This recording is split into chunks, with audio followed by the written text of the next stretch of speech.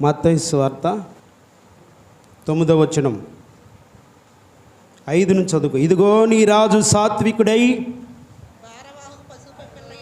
గాడిదను భారవాహకు పశుపిల్లనైన చిన్న గాడిదను ఎక్కి నీ యొద్దకు వచ్చుచున్నాడని సియోను కుమారునితో చెప్పుడి. 9వ వచనం. జన సమూహములలో ఆయన ముందు వెళ్ళుచుండిన వారును వెనక వచ్చుచుండిన వారును దావీదు కుమారునికి జయము, ప్రభు పేరట వచ్చువాడు స్తుతించబడును గాక, సర్వోన్నతమైన స్థలములలో జయమని కేకలు వేయుచుండిరి. ఆయన యెరూషలేములోనికి వచ్చినప్పుడు పట్టణమంతయు ఆయన ఎవరో అని కలవరపడెను. ప్రార్థన చేసుకుందాం. నిలబడేది ఎవరైనా మాట్లాడుతానని మీరు సెలవిచ్చిన మాటను బట్టి మీరే మాట్లాడి మహిమ పొందమని యేసు నామములో ప్రార్థిస్తున్నాము తండ్రి, ఆమేన్. ఇప్పుడు వచ్చిన మీ అందరికీ వందనాలు. ఇప్పుడు తన మహాకృపను బట్టి ఈ వారం మనకిచ్చినందుకు దేవునికి స్తోత్రం చెప్దాం. భూలోకములో ఉన్న మనలను ఘనపరచాలని పరలోకం విడిచిపెట్టి భూమి మీదకి వచ్చిన తర్వాత యెరూషలేము వీధుల్లో జయవీరుడై ఆయన గాడిద మీద ఆ వీధుల్లో ఎక్కి తిరిగినటువంటి రోజు ఇది. యేసయ్య సాక్షాత్తు చెప్పాడు, శిష్యులారా మీరు వెళ్ళండి. ఈ తిన్నగా ఈ వీధిలో పడి వెళ్తా ఉంటే ఆ వీధిలో ఒక గాడిద పిల్ల కట్టేసి ఉంటాయి. మీరు వాటిని విప్పుతూ ఉండగా ఆ ఓనర్ గారు అడుగుతాడు, ఏమని, ఓయ్ ఏంటి విప్పుతున్నారు అంటే, ఇది ప్రభువుకు కావాలి అని చెప్పండి. దేవునికి స్తోత్రం. అంతే, ఇంకా ఆయన ఏమీ మాట్లాడాడు. మీరు వెళ్ళి ఆ గాడిద పిల్లను మీరు తీసుకొచ్చి నా ఎదుడు పెట్టండి. దేవునికి స్తోత్రం. అప్పుడు వాళ్ళు ఏం చేశారంటే ఈ గాడిద పిల్లను విప్పి యేసయ్య దగ్గరకు తోలుకొచ్చారు. ఏదైనా కొట్టి దగ్గర ఫలం కొనాలి అనుకున్నప్పుడు నువ్వేం కోరుకుంటావు? శ్రేష్టమైనవే కావాలని కోరుకుంటావు. మరి గాడిద శ్రేష్టమైందేనా? గాడిద ముఖం చాలా అందంగా ఉంటుందా? గాడిద చక్కగా పాటలు పాడద్దా? అరిస్తే ఎట్లా ఉంటుంది? చాలా దారుణంగా ఉంటుంది. ఒక్క మాటలో చెప్పాలంటే ఈ గాడిద ఒక పనికి రాని, బరువులు మోసి ఒక మూల కూర్చునే పనికి రాని వస్తువు లాంటిది. అయితే ఇశ్రాయేలీల కాలంలో పూర్వము బండ్లు, ఆయా రకాలైనటువంటి వస్తువులు బరువులు మోసేవి లేవు.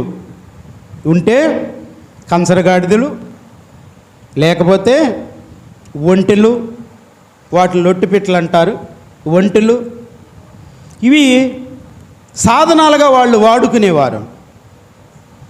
ఇప్పుడు యేసయ్య రావడానికి ఒంటెను వాడుకోవాలా, గుర్రాలను కూడా వాడుకునేవాళ్ళు. సామంతులు, యుద్ధ వీరులైన వారు తప్పకుండా గుర్రాలనే వాడుకునేవాళ్ళు. ఎంతో గొప్పదైనటువంటి గుర్రాన్ని వాడుకోవాలా, ఎంతో గొప్పదైనటువంటి ఒంటెను వాడుకోవాలా. కానీ ఒక భారవాహపు ఆయా రకాలైన బరువులు మోయటానికి వాడుకునే ఈ గాడిద, ఏమాత్రం అందం లేని గాడిద, పాడితే వినసొంపు లేని ఈ గాడిద, పనికి మాలిందని ఎంచి ఒక మూలన కట్టేసే ఈ గాడిద ఎవరికి కావాలంట? యేసయ్యకు కావాలి అని మీరు చెప్పండి. దేవునికి స్తోత్రం కలుగును గాక. జకరియా గ్రంథం 9వ అధ్యాయము 9వ వచనాన్ని మనం చదువుకుందాం.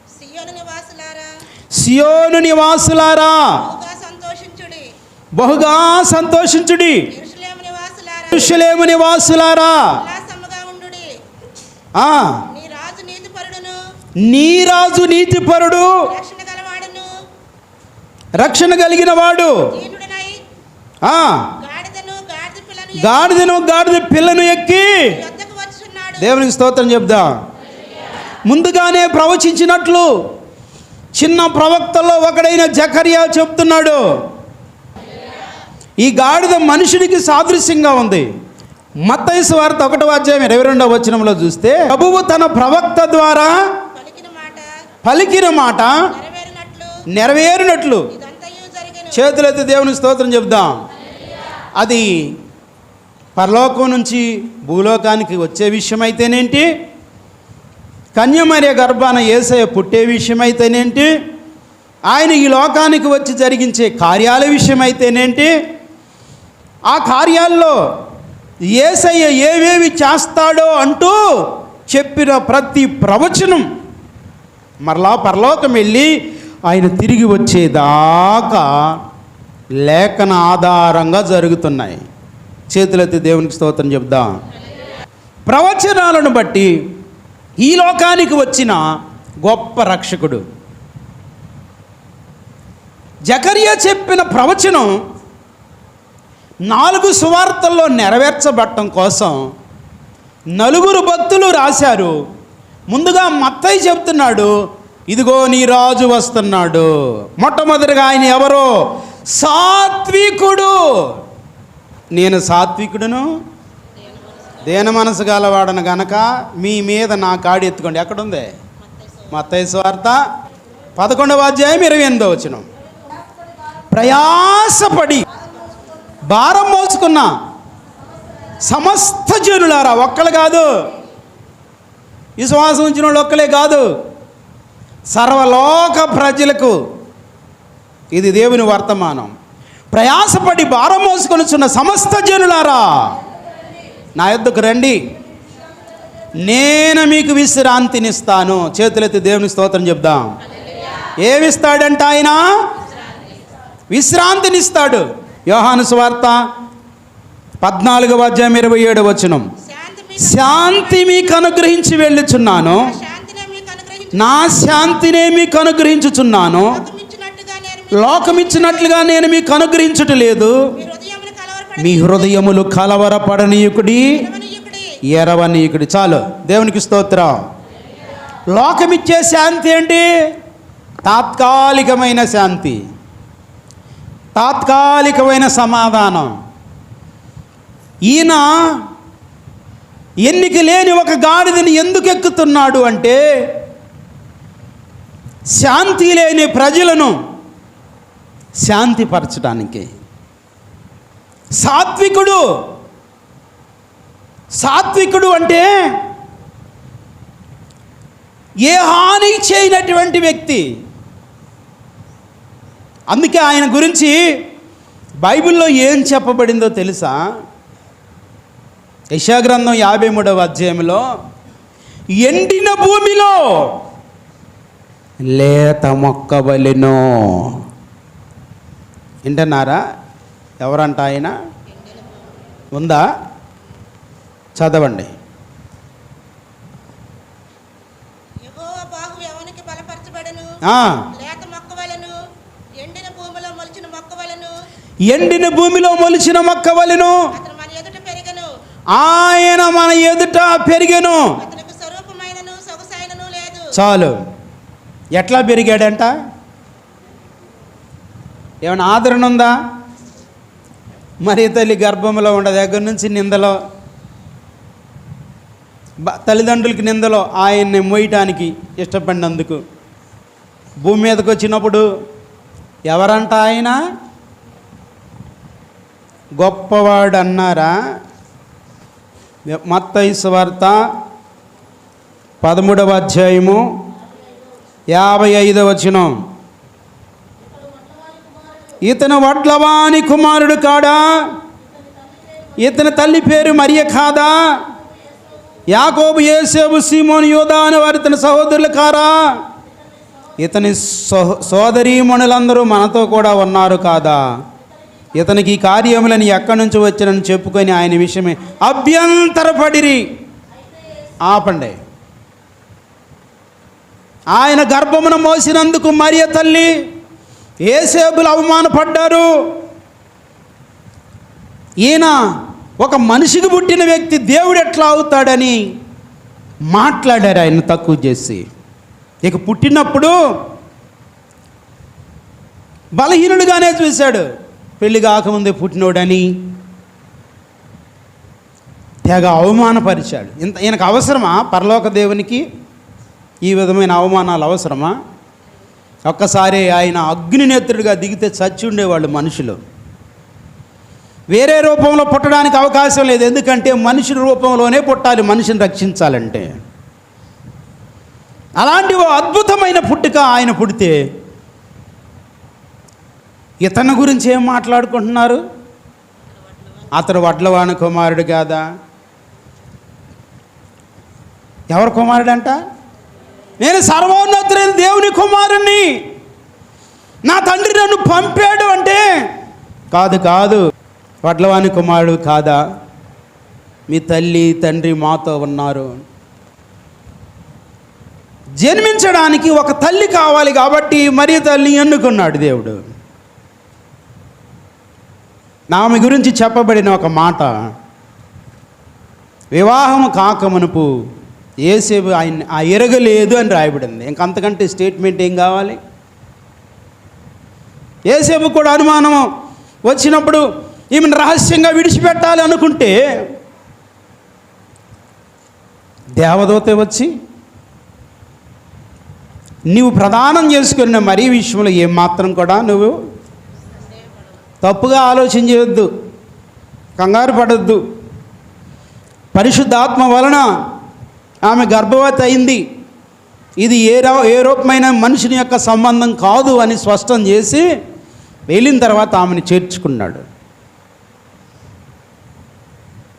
ఇక మీరు గమనిస్తే చాలా నిందలు అవమానాలు పడ్డాడు యేసయ్య. ఈ నిందలు అవమానాలు యేసయ్య పడుతున్నప్పుడు ఎవరైనా ఆయన మీద జాలి చూపించారా? జాలి దయ లేకుండా ఇష్టం వచ్చినట్లు మాట్లాడారు, దుమ్మెత్తి పోశారు యేసయ్యను. ఎలా పెరిగాడంట? ఎండిన భూమిలో లేత మొక్కలాగా పెరిగాడంట యేసయ్య. ఆదరణేది? ఆయన పరలోక దేవుడు కాబట్టి ఈ నిందలన్నీ పడటం, ఈ ఇబ్బందులన్నీ పడటం, ఈ ఇరుకులో విశాలత ఏర్పాటు చేసుకోవడం ఆయనకు పెద్ద సమస్య ఏమీ కాదు.